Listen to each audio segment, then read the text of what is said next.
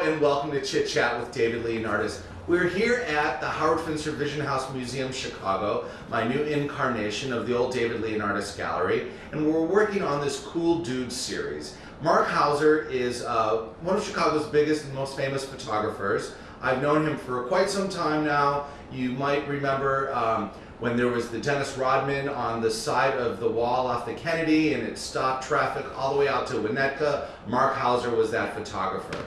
He's a dear old friend, and Marc Hauser is the kind of guy where I have been learning from Marc Hauser full on, full time for all of this time.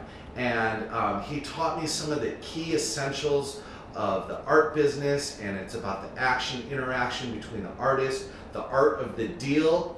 Marc Hauser, how are you doing? Just remember, David, if it's not about the money, it's about the money.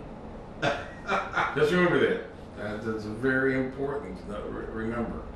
The one other thing that I seem to remember you telling me is that if you can't do it right, do it big. That's right. That's right. You know, if you can't do it right, make it big and then it'll be okay.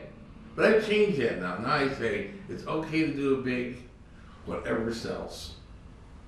If big is selling, do it big. If small sells, people come to my place now, you want it big, you want it small. And I find that if it's a strong image, it'll look good small, it'll look good big.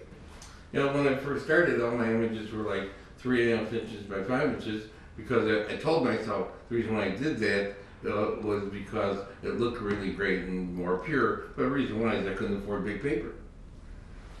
Wow, that's amazing. I do remember another artist telling me that it's just as difficult to paint small art as it is big art, which is basically the same thing with photography. And but people seem to have a different perception of small and big when it's really pretty similar. No, it's all about the money. It's all about the money. Christopher Makos is a New York photographer and a friend of mine, and he worked with Andy Warhol. And Christopher was told by Andy, when in doubt, add a zero. And so that kind of seems to be that same Marc Hauser philosophy. Hey, I was in a little cafe one time, and Andy Warhol was sitting there with another guy, and some guy came up to him in the cafe, and he had a whole bunch of artwork with him, and Andy said, "How much is it?" And the guy said, $10, and Andy says, "I'll give you $5." Right on. Well, you got to be frugal. And now one of those $5 pieces are probably worth $5,000. You're not about to tell me that was Jean-Michel Basquiat, are you? Yeah. I swear that exact scene is in the Basquiat movie by Schnabel. No, this is just another whole different thing. I think that they might have taken the scene out of the movie, but I mean, it was just as like when I was in New York, and I didn't even know who the guy was until years later, when somebody called me and says, "Hey, you have a portrait of John Basquiat? I'd like to buy one." I said, "I don't," but a friend of mine, William Coupon, had a picture of him, and I said, "But I met the guy once. I didn't meet him. I saw." Now, my friend William Coupon, when he came to Basquiat's place to do his portrait, he had like hundreds of pieces. And wow. He said, "Mark, I could have bought them for like $10, $15 a piece." He said, "But Mark, I don't collect art." I said, "Why didn't you call me?" He says, "Well, he says, I didn't really know what it was going to be." I said, "Well, those pieces were $5 then, or $5,000 now." At least, and you're talking about for small ones. These were little postcard type size. Absolutely. I was in New York, and some friends introduced me to Jean-Michel Basquiat's friend Al Diaz, who did the same-o graffiti with him, and I wound up, he got a couple of Howard Finsters and some money, and I got a couple of Jean-Michel Basquiats that I later sold at auction, and that helped to buy this building, as I recall. Yeah, I'll tell you, that kind of stuff was, I'm telling you, if I was a photographer and was doing this photograph, I would have been about 50 of them. In 1972, I got a call on the phone from a law firm in New York saying, "Hey, we're selling Diane Arbus estate prints. Would you be interested?" I went there immediately and bought 100 and 3 portfolios. So, if when times were right and things were right, and I got calls and I saw something that I really liked. Luckily, a lot of things that I liked, I made good investments between Sally Mann and Finster, and I mean, everything that I bought turned around to, I made more than I would have made in any stock on the stock market. I remember one of my friends said to me, and he had been collecting a lot of art for me, and he said, well, I found that my taste is your taste. And I felt so complimented by that. But we're kind of the guys out on point in the scene and picking the art and providing that available for the consumption of the people. And when they respond to our taste, that's fantastic. And once again, though, if it was my friend Daniel O'Neill who said that, if he can give me that compliment, well, I can certainly give it back to you, because I remember coming to your studio in the early 90s and just being wowed by the collection of art that you had. And you did. You had Howard Finster's, you had your own pieces, there were Kostabis. All the other 130 Diane Arbuses in my collection. If I had those today, I'd be a multi-millionaire. But I did okay. When I bought the portfolio, I bought a portfolio of 10 prints for $5,000, and I sold that portfolio. I thought it did great. I sold it for $50,000, and now that portfolio is $750,000. But I still had one. That's kind of like the housing market here in America, which is kind of amazing. All right, well, we've got so much more to talk about with Marc Hauser, but we have some fantastic commercials. We got to give credence to our sponsors, and we'll see you in a minute. Hi, I'm Sheila Lamb-Gabler, and I'm at the Museum of Private Art Collections, featuring the work of Salvador Dali and Matt Lamb. We're located at 435 East Illinois Street in Chicago, across the street from Navy Pier. Our website is www.mattlamb.com, and I can be reached at 708-601-1572. We have 20,000 square feet of original Dali and Lamb artwork. Please come and enjoy our traveling shows and see our up-and-coming artists. Look at our website for our ticket price. We're open every day, and you can see the times. Matt has 8 studios around the world and 11 museums globally. Chicago is our crown jewel. We hope that you come and enjoy our art. You can meet Matt when he's in town, and please come and say hello. We're here to see you. Thank you. Come on out to the Howard Finster Vision House Museum. We're in Northwest Georgia, an hour and a half north of Atlanta, 45 miles south of Chattanooga, 644 miles away from the Howard Finster Vision House, Chicago. I've got 250 pieces of art in my old friend's home. He had a vision from God to paint sacred art. There's quite likely a ghost there. You can stay in our bed and breakfast. Come on out, and we'll see you in Northwest Georgia. Hi, I'm David Leonardis. When I need an attorney, I call Sandy Isaacson, the Bulldog. He gets it done. He's available 24/7. Family law, corporate law, divorce, custody, contract negotiation. You need an attorney who gets the job done. My attorney gets it done. He's the Bulldog, Sandy Isaacson. Call him today. Hello and welcome back to Chit Chat with David Leonardis. Hanging out with Marc Hauser is so much fun, and you get all this off-camera antics and whatnot, and that's really what it's all about. It's such a pleasure to provide these cool dudes in this series to the public. Cool old dudes. Okay, it is a cool old dudes series. Marc is the youngest of the cool old dudes that I'm going to be putting together in this series.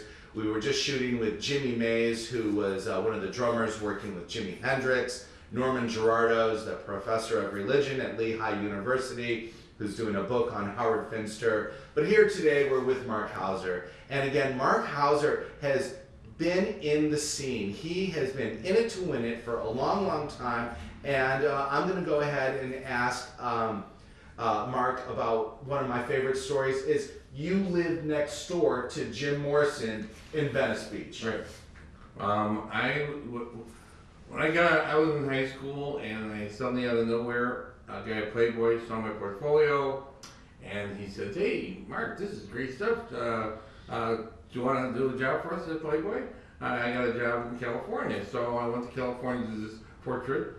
And then when I got back, I said, "Boy, I really like California. Maybe we'll go there." So I got a place. I think I paid $150 a month for a place right on Venice Beach.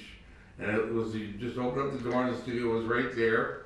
And next door, Jim Morrison lived. He would sit in the front of this house all the time, just sitting there drinking wine and eating cheese. And then he would do poetry and do LSD. And he wore the same clothes every day. Every day, the same pants, the same shirt. Did he wash it? I don't know. I don't think so. I don't think he washed leather pants. He wore leather pants every day. Maybe he had 2 pairs, but I don't think so. But he stunk.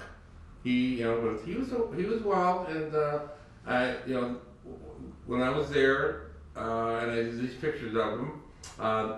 The day I did this one photo session of him, that was the night he did this thing at the Whiskey Go-Go where he pulled it out, the King Lizard. And he had a great reputation, but I'm telling you, I assure you have Howard Finster's pants, someone has those Jim Morrison pants. And they're probably worth some big bucks. Jim Morrison, I have a friend who has some Jim Morrison poetry on paper, and he has them on his wall. Who knows what that's worth? That's Howard Finster, that stuff is just going to keep going up in value, just like a lot of other stuff. Just hold on to it. The longer you hold on to stuff, the more it goes up. That's true. Oh my God, that's so interesting. I remember for Howard Finster, one of the first sort of artifacts that I collected was his dentures. And I bought them from Michael Finster, his grandson, and I was so excited that I had Howard Finster's dentures. I mean, it just couldn't be any more authentic than that. And then when you talk about poetry, I used to get to hang out and see Wesley Willis. You remember Wesley? I got some of his pieces. He used to come to my door all the time. I commissioned him one time to do a drawing of my. I loved his expressway stuff. I had he came over to my studio all the time and said, "What do you want for that, Wesley?" He says, $100. And I said, "I'll give you 25." He says, "Oh, okay, Mark. How many are you gonna buy?" I said, "Okay, I'll buy 4 of them from you." That's awesome. Wesley Willis would come to my place and David Leonardis, look into my eyes, you know I'm crazy. And he was actually schizophrenic. He did a song about me. It's on one of his many albums. My culture, I like my culture. That is awesome. Well, just so you know, I think I have almost every single Wesley Willis solo CDs that he put out. They're all signed from Wesley, and there is actually also a David Leonardis song, so I'll have to take a look on there. The coolest thing that I could do for all of my friends for my 27th birthday party was have the Wesley Willis Fiasco play live, and so I'm still friends with the guys that did that recording, so I'm pretty sure they'll let me use some of that music. And then with Wesley, I had actually some of his lyrics pages. Mm-hmm. So the same thing, we're talking about collecting, and you collect the experiences, and you collect your interaction, and then you collect the art along the way. I did a portrait of Wesley for Rolling Stone, and he came with his little keyboard, and he brought that, and then he brought, I don't know what a train set. And it was very interesting. He had the train set in the ground going, and he was playing the music. And I was doing these pictures of him for Rolling Did you do this there at his house? No. They brought it all the way. His guy, he had the guy that took care of him. Yeah. A handler, a manager. Yeah. All right. Well, I mean, the time flies by so quickly. Hanging out with Marc Hauser. We'll see you in a minute. Bing, bing, bing. Hi, I'm Sheila Lamb-Gabler, and I'm at the Museum of Private Art Collections featuring the work of Salvador Dali and Matt Lamb. We're located at 435 East Illinois Street in Chicago, across the street from Navy Pier. Our website is www.mattlamb.com, and you can reach me at 708-601-1572. We have 20,000 square feet of original artwork by Salvador Dali and Matt Lamb. We have traveling shows, and we're featuring up-and-coming artists on a regular basis. We're open every day, and please check our website for time and ticket price. We would love to have you come join us. Matt has 8 studios around the world, and he follows the sun. Please come and look at the different artwork that we have available. We would love for you to come and enjoy us. We'll be here to say hello. Thank you. If the art dealer collects the art, then you know it's a good buy. Ken Ellis is one of the best artists in the entire city of Chicago. He's also the bartender at the Rainbow Club, Damon and Division. Go in, check him out, say hello, and buy some of his art. You'll be glad you did. Hi, I'm Maureen at Sit Close Tickets. We can get you tickets to the best events around the world.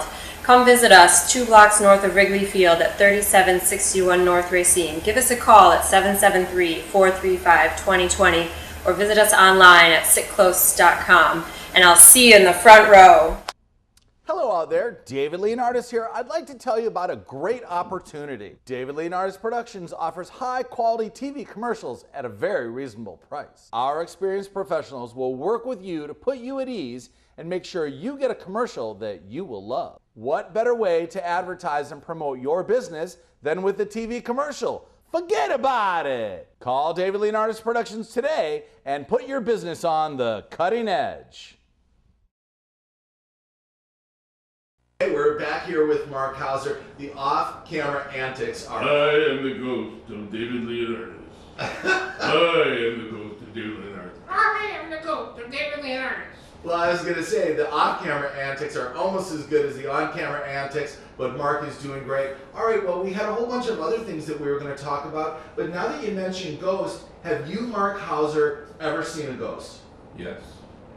And what was the situation, and where was it, and when was it? I lived in Bucktown, in Cortland, and I had a house that was owned by a photographer named Richard Nickel. And me and my girlfriend were in bed, and she said, "Marc, did you see that thing move over by the doorway?" I said, "No. What are you talking about?" She says, "There's something moving by the doorway."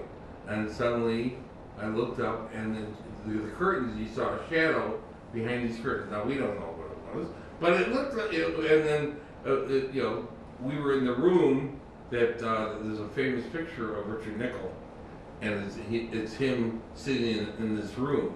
So it's kind of like, and then people tell me, the guy who wrote the book about Richard Nickel, people tell me that there is the Richard Nickel ghost is in that building. The studio, the stuff I used to own, I couldn't afford to buy it now.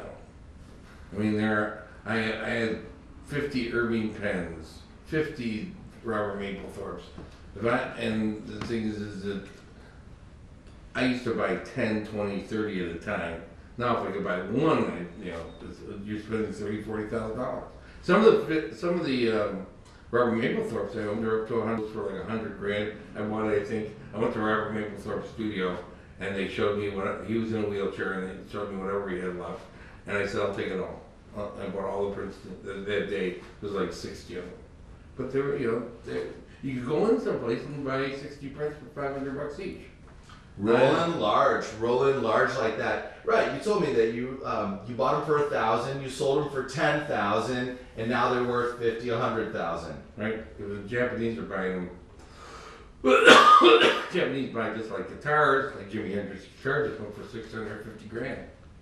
That is so cool. Well, see, that's kind of part of what I've been trying to share with the people out there about collecting art. Not only, in my opinion, are art collectors better, more well-rounded people, it's just good business sense. You get to buy something, you get to enjoy it, you watch it go up in value, and often, I think Marc had already said, that it's a better investment than a stock.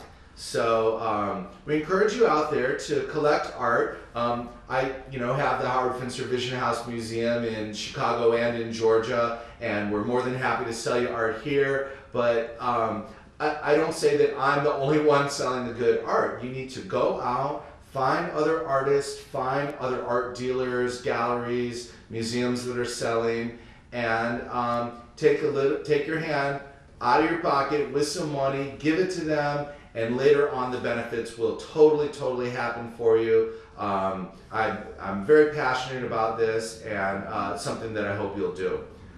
Wow, I mean, we can be sitting here for a long time talking to Marc Hauser. We've got some fantastic more stories. Hi, I'm Sheila Lamb-Gabler, and I'm here at the Museum of Private Art Collections, featuring the work of Salvador Dali and Matt Lamb. We're located at 435 East Illinois Street in Chicago, across the street from Navy Pier. Our website is www.mattlamb.com, and I can be reached at 708-601-1572. We have 20,000 square feet of original Dali and Lamb artwork. Please come and see our traveling shows, and we'll be featuring up-and-coming artists. Look at our website for the ticket price. We're open every day, and check out the times. Matt has 11 studios around the world and 8 museums. Chicago is our crown jewel. We hope that you come and enjoy our art. Come meet Matt, and we'll be here to greet you. Thank you. Bye-bye. Hi, this is Dan Shields, owner of Jetty Security and Jetty Investigations. Do you have the need for security for a private event or need some questions answered about someone? Give us a call. 773-341-6030 or look us up on the web, www.jettysecurity.com.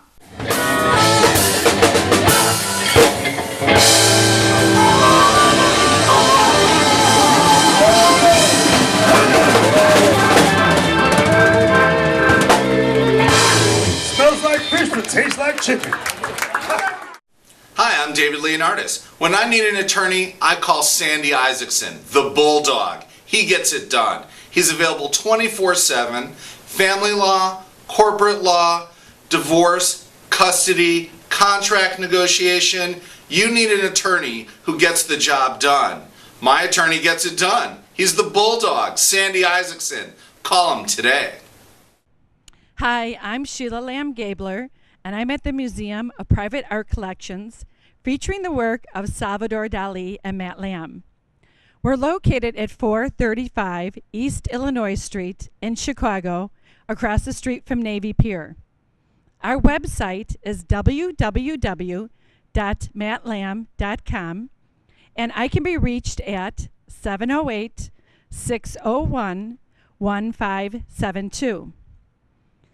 We have 20,000 square feet of original Dali and Lamb artwork. Please come and enjoy our traveling shows and see our up-and-coming artists. Look at our website for our ticket price.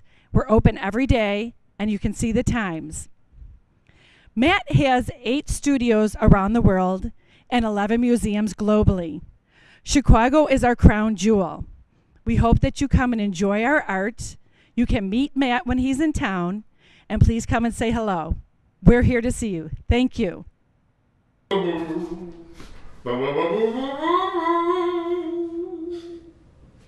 That was my imitation of Bob Hope doing Perry Como. And when I photographed Woody Allen, he said he was spending a whole 5 years of his life researching Bob Hope because he was the greatest comedian that ever lived. But Woody Allen was an interesting guy. It was funny when I went, his offices are in the Psychoanalytic Society building in New York City. Because you have to remember that he goes to see a therapist like 2 or 3 times a day. So his office is on one floor, and then above him is his A day. A day. Oh yeah, 2 or 3 times. I walk up to the building. They have me, and at that time I had a partner named Tony Diorio. We're going up the elevator with our cases. And when we walked in, just so happened we only walked in right after it. I pulled out my little SX70 with a little flash on it, and I said, "Okay, Woody, look at me, look at me." And he took off his glasses, he put his hand over his face, and I shot it. I said, "That's the cover." No, it's the cover of this in the office to show any wealth or value. He said, "I want to just a barren room with me sitting in the middle of it." And I thought at first I was going to shoot it just like a big room with him in the center, just a really little dinky small. But it was for a book cover. So I kind of like came in and I shot like the first frame, and I shot a Polaroid. I showed it to him. He says, "Mark, that's it. We're done." I said, "No, I got it." So I shot a roll. Shot a roll, color on a roll, black and white, and then some SX70s, and that was it. That didn't shoot a lot. He knew what he wanted. He just got there, put his hand up, said, "This is what I want. This is it." And he gave you that Woody Allen look. Tell us a good Michael Jordan story. One of my best Michael Jordan stories is he got to the studio and he walked in and he said, "Mark, what do we have to eat?" I said, "Well, I got what you ordered, 12-pound beef tenderloin, 4 pounds of M&Ms, and 6 bottles of Gatorade." And during the photo session, he ate all of that. The M&Ms, the steak, the whole beef tenderloin. Michael was great. Michael was easy. He would just say, "Mark, get me out of here. I want to go. I got a golf game. Can you do this in 15 minutes?" Some days, some days you come in the morning at 9 o'clock to the next student. He says, "Mark, I got 15 minutes." It is a national campaign for Brunswick because he was the spokesman, and it did 10 ads with 6 people in each shot in 15 minutes. Because he just I had everything set up and just walked him into each shot. I mean, it was just like, it's a factory with Michael Jordan, but the factory, if I made what he made that day, I'd be retired right now. Even in those first 15 minutes of the day. Wow, Marc Hauser, he's so filled with stories. We have so many more stories that we're going to be getting out of Marc Hauser. I've got to do a whole nother show with Marc Hauser. He's got some fantastic new mustard that he's working on. Marc Hauser has been teaching me about merchandising and collecting art. Marc Hauser used to make Marc Hauser ties, and he inspired me to go ahead and make Howard Finster ties. So my hat is off to Marc Hauser. The very least I could do is tell you all about Marc Hauser. I encourage every one of you to buy a Marc Hauser photograph. I'm pretty sure you can get it from Groupon. Or 2, or 3. I think I've got 6 behind me on the wall here. I've had plenty of Marc Hausers. I've always done very well with my Marc Hauser photographs. And we'll see you next time.